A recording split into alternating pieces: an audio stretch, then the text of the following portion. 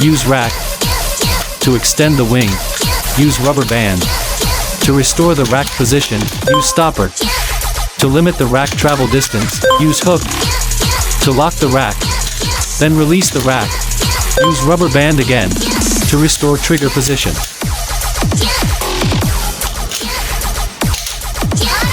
If you like this video, please like and subscribe it to let the YouTube channel to recommend more similar video to you.